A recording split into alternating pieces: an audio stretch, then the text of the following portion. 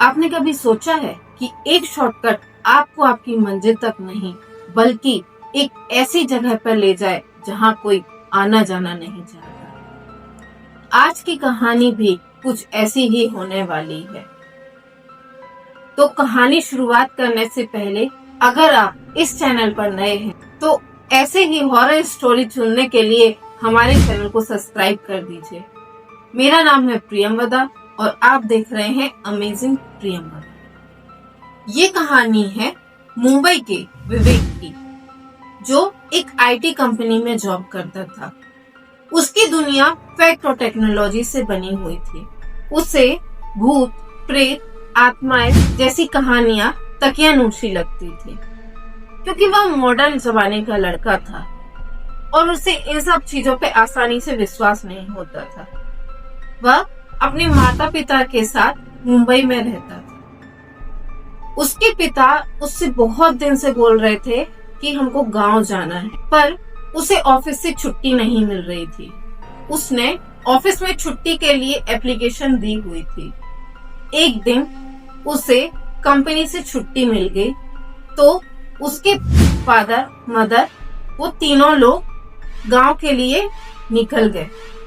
उनके पास गांव में बहुत सारी जमीन थी और एक पुश्तैनी मकान था जिसकी उन्हें मरम्मत करवानी थी। तो उसके लिए वो लोग गांव जाने की तैयारी कर रहे थे। करीब 7 बजे के समथिंग वो लोग अपने गांव के लिए बाय रोड निकल गए। उन्होंने हाईवे का रास्ता लिया, पर हाईवे पर ट्रैफिक बहुत ज्यादा था जो रेंग रेंग के चल रहा था। अब विवेक कार में बैठे बैठे बहुत ज्यादा परेशान हो गया था और वो ट्रैफिक जो था ना, वो कम होने का नाम ही नहीं ले रहा था। तो उसने झुंझलाहट में अपना मोबाइल निकाला और मोबाइल में अपने गांव का नाम सर्च किया और लोकेशन को डाला। तभी उसे गूगल मैप ने एक शॉर्टकट रास्ता दिया जो करीब 1 घंटे में उनको गांव पहुंचा देता। तो विवेक ने उस शॉर्टकट पर अपनी गाड़ी को मोड़ा। कुछ दूर जाने के बाद उन लोगों को एक अजीब सी ठंडक महसूस हुई। माँ सो रही थी तो उसकी माँ की एकदम से नींद खुली तो वो बोली कि विवेक, ये तुमने कौन सा रास्ता ले लिया है? तो विवेक ने बोला, ये शॉर्टकट है, इससे हम जल्दी गांव पहुंच जाएंगे। तो उसकी माँ थोड़ी डरी, बोली ये रास्ता तुमको नहीं लेना था। पर विवेक ने बोला कि हाईवे पर बहुत ज्यादा जाम है, मैं तो इसी रास्ते से जाऊंगा क्योंकि ये बहुत जल्दी पहुंचा देगा और गांव जाके मैं आराम करूंगा, मैं बहुत थक गया हूँ। विवेक ने माँ की बातों पर कोई ध्यान नहीं दिया और वह आगे जाने लगा। अचानक से कार का रेडियो अपने आप ऑन हो गया और उसमें कोई गाने की आवाज नहीं आ रही थी, बल्कि एक अजीब टाइप की कुर्चन की आवाज आ रही थी। फिर अचानक से एक औरत की रोने की बहुत जोर से आवाज आने लगी। फिर आवाज थोड़ी कम हो गई और फिर थोड़ी देर बाद जैसे कोई बहुत तेज गहरी गहरी सांस ले रहा वैसी आवाज आने लगी। अब विवेक के पापा को भी थोड़ा डर लगने लगा। विवेक के पापा बोलते हैं कि गाड़ी को मोड़ लो, लोग वापस हाईवे वाले रोड से चलेंगे चाहे कितना भी टाइम लग जाए। पर विवेक ने एक नहीं सुनी, बोला नेटवर्क का प्रॉब्लम होगा, पापा वैसे भी गांव जा रहे हैं, गांव में वैसे भी नेटवर्क नहीं रहता है, तो वहाँ नेटवर्क का प्रॉब्लम होगा, इसलिए हम लोग इसी रास्ते पे चलते हैं, आगे जाके ठीक हो जाएगा, नेटवर्क तो है, आता जाता रहता है। विवेक ने इस बार भी अपने पापा की नहीं सुनी और वो आगे जाने लगा। दूर जाके आगे जंगल का रास्ता था।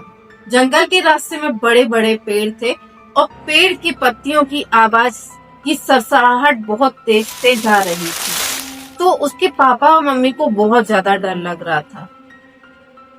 फिर उसके बाद एकदम से उनकी गाड़ी अचानक झटके से बंद हो गई। तो उसके माँ बाप घबरा गए। विवेक गाड़ी से नीचे उतरा। वह देखा कि उसकी गाड़ी एक विशाल बरगद के पेड़ के नीचे रुकी हुई है और उसके आसपास से रात रानी के फूलों की बहुत ही मीठी मीठी और मनमोहक खुशबू आ रही, जो किसी के भी मन को मोह ले। फिर उसके बाद विवेक आगे गया और अपने बोनट को खोलने लगा। उसने जैसे ही बोनट को खोला तो उसकी नजर बरगद की जड़ों में पड़ी।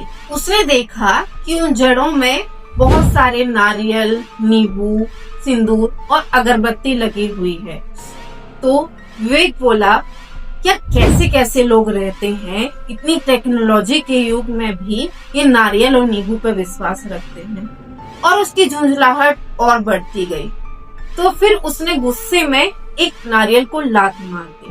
ही वो लात मारता है और अपना फेस को ऊपर करता है, तो पत्तों के बीच से बहुत सारा सिंदूर उसके फेस पे गिरता है और पत्ते में से ऐसी आवाज आती है जैसे कोई बहुत जोर जोर से सांस ले।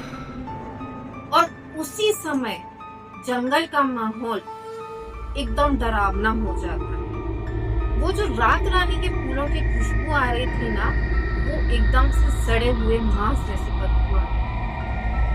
विवेक वो बदबू को बर्दाश्त नहीं कर पाता है और जाके गाड़ी में बैठ जाता है। उसके माता पिता बोलते हैं, क्या हुआ, पता चला गाड़ी में कोई दिक्कत है? विवेक बोलता है, समझ में नहीं आ रहा है। अब वो जो बदबू थी ना, वो उसके माता पिता को भी आई। वो बोले, इस बदबू में तो हम रह ही नहीं पाएंगे। फिर उनके पापा की नजर एक झोपड़ी पे पड़ती है जो बहुत दूर दिखाई दे रही है। उसके पापा बोलते हैं कि चलो हम उसी में रहते हैं, क्योंकि यहाँ तो नहीं बैठ पाएंगे। तो फिर वो तीनों लोग उस झोपड़ी के पास जाते। वो लोग जैसे ही झोपड़ी के पास पहुंचते हैं, झोपड़ी की कंडीशन ना बहुत अच्छी नहीं थी, वो एकदम टूटी फूटी टाइप की थी। फिर वो लोग अंदर जाते हैं, उसमें एक छोटा सा बेड था और वो इतनी थी कि उसमें रात रुका जा सकता है। तो उसके पापा बोले कि एक काम करते हैं, रात यहीं रुक जाते हैं, जैसे ही सुबह होगी हम अपने गांव चले जाएंगे। तो सारे लोग वहीं रात रुकने का फैसला करते हैं और सब लोग सोने चले जाते हैं। सब लोग सो रहे थे। करीब 2:30 बजे विवेक की ना नींद खुलती। उसे ऐसा लगता है कि जैसे छप छप की आवाज आ रही हो। तो वो अपने बैग से टॉर्च निकालता है और देखने की कोशिश करता है।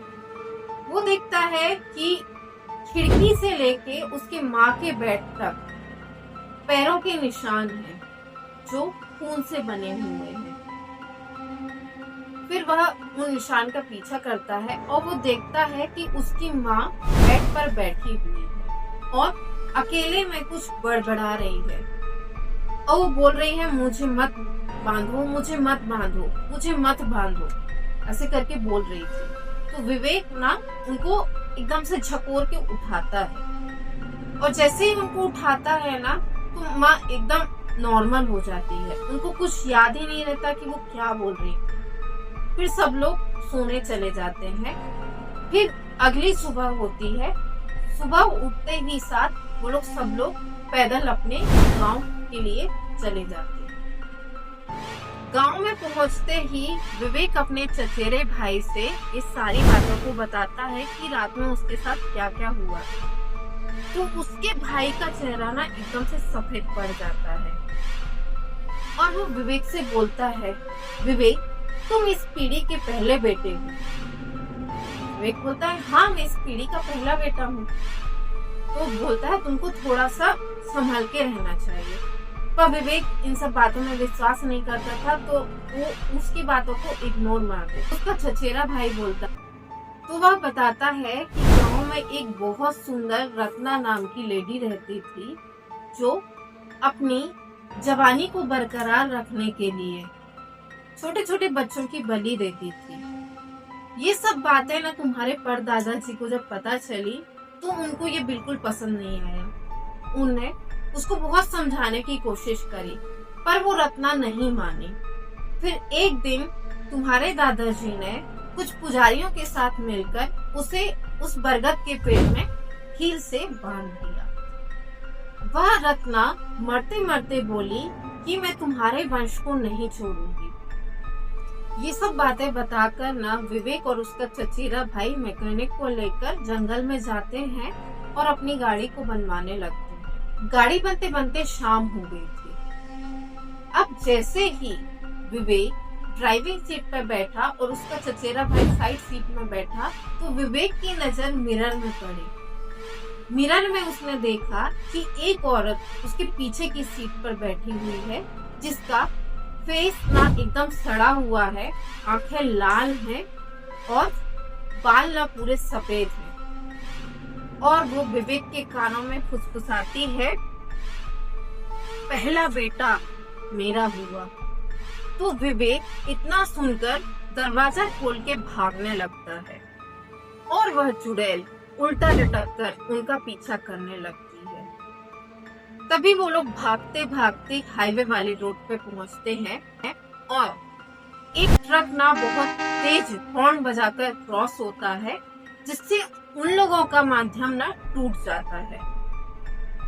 अब विवेक वापस अपने गांव वाले घर आ जाता है। वो लोग अपना काम धाम निपटा कर वापस मुंबई चले जाते हैं। मुंबई जाकर ना विवेक एकदम नॉर्मल लाइफ जीने लगता है। तो सब लोग बोलते हैं ठीक है, विवेक के साथ कुछ नहीं हुआ। उसके माँ बाप को थोड़ा ठंडक लगता है। फिर कुछ दिन बाद ना एक अजीब घटना होती है।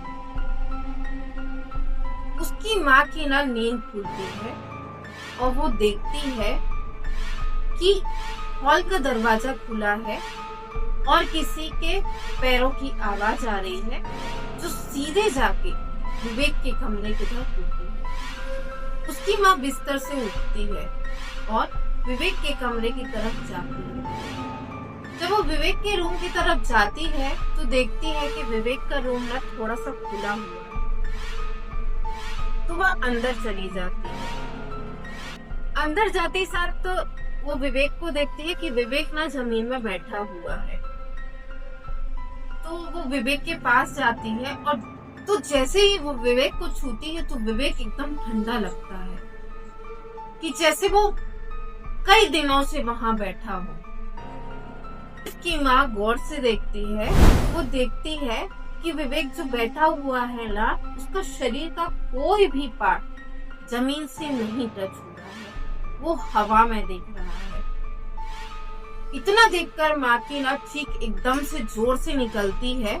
जब उसकी माँ को होश आता है तो वो विवेक को हर तरफ ढूंढने लगती है, पर विवेक उनको कहीं भी नहीं दिख रहा था।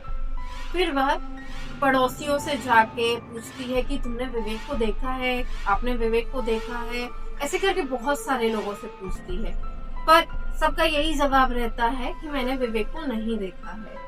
फिर वह परेशान होकर पुलिस को फोन करती है। पुलिस आती है और विवेक को हर तरफ खोजती है, पर विवेक कहीं भी नहीं मिल रहा था। अब जब पुलिस वाले भी घर से चले गए तो विवेक की माँ की नजर मिरर पर पड़ती है और वह मिरर को देख एकदम से शॉक हो जाती है, क्योंकि उसमें लिखा था, हमेशा की तरह इस वर्ष का पहला बेटा मेरा। उसके बाद विवेक कभी भी नहीं मिला। ये थी विवेक के परिवार की कहानी। यदि आपको ये कहानी अच्छी लगी हो तो वीडियो को लाइक कर दीजिए और अपने दोस्तों के साथ शेयर करें।